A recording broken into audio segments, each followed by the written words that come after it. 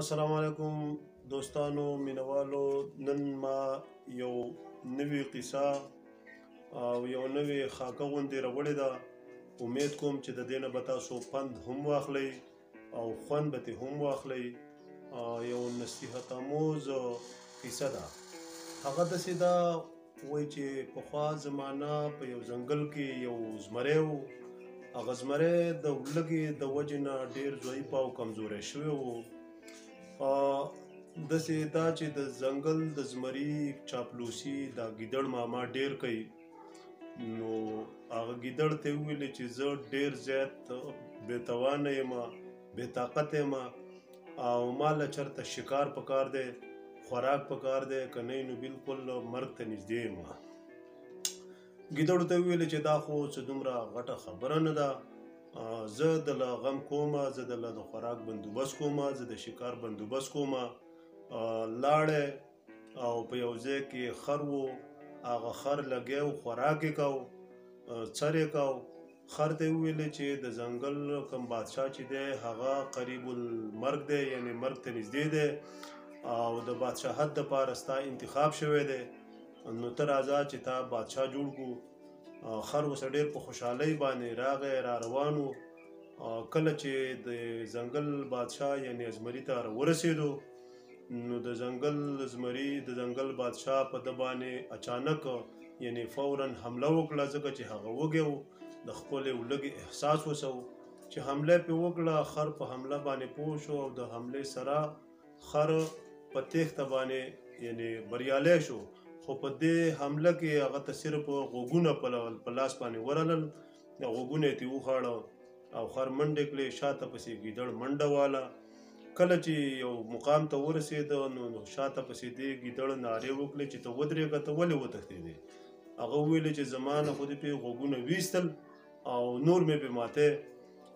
نو ګیدړو ته وویلې چې د بادشاه سلامت دپاره کله چې تاج ور په سر کولی شي نو دا غوږونه یو رکاوټ راځي، ځکه یې ستا نه غوږونه درې کړه او ته راځه چې تا ته تاج در په سر کړو، باچایي تاج. خر دغه شانه د خپل عقل نه والی و، دوباره ورسره روان شو. په دویم ځل چې کله د بادشاه دربار ته راورسېده یعنې زمري خواته، بادشاه په یو ځل بیا حمله وکړه او په دې حمله کې بادشاه په خوله کې یعنې د زمري په خوله کې د هغه لکۍ ورله، لکۍ یې ترې ویسته او منډه یې کړې، بیا دوباره وتښتېدو. دوباره چې کله یو مقام ته ورسېده، شاته پسې ګیدړ منډه واله. نو ګیدړ ورته بیا وویلې چې ته د بادشاهت نه ولې یېرېږې؟ ته بادشاهت نه قبلې؟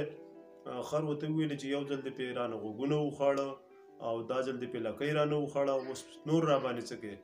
هغه ورته بیا وویل، په خندا شو ورته ګیدړ، وویل چې نه، بلکې دا خو د بادشاه سلامت سره لکۍ خوند نه کوي، بدې ورڅخه ښکاري، ځکه یې ستا نه لکۍ ویسته.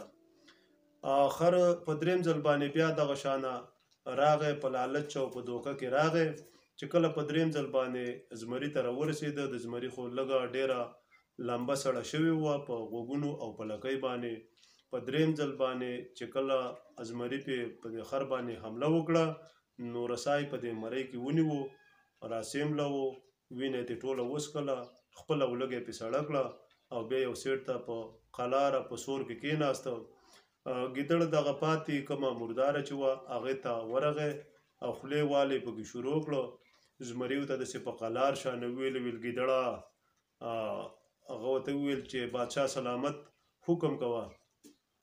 زمري ورته وویلې چې نور خوراک خو درته آزاد دی، خو چېرته مازغه خراب نه کړې.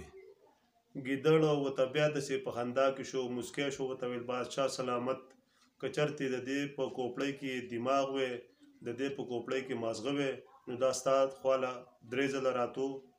دا یې ورته وویلې او خپل خوراک یې شروع کړو. دا وه د عقل په باره کې خبره، یعنې انسان له عقل پکار دی.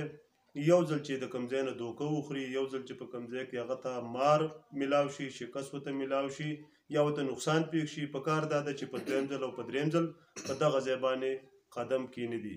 والسلام. پاکستان زنده باد.